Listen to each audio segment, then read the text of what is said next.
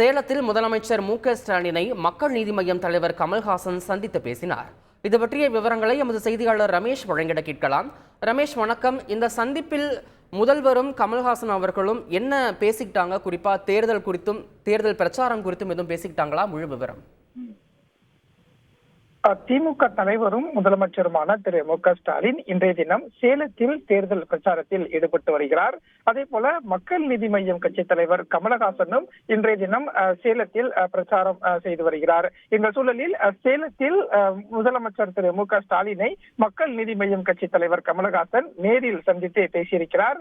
அப்போது நாடாளுமன்ற தேர்தல் பணிகள் தொடர்பாகவும் அதே போல தேர்தல் பிரச்சாரம் நிலவரங்களையும் இரு தலைவர்களும் சந்திப்பின் போது பேசியதாக தகவல் வெளியாகி இருக்கிறது.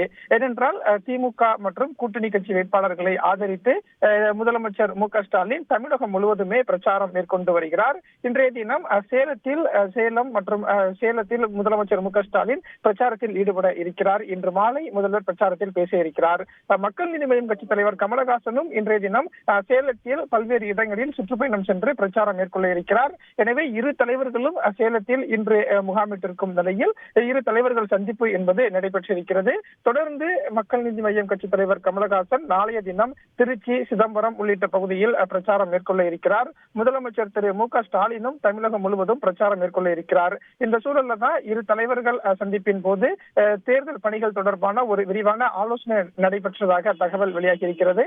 கமலஹாசனை பொறுத்தவரைக்கும் திமுக கூட்டணிக்கு ஏற்கனவே ஆதரவு தெரிவித்திருந்தார்.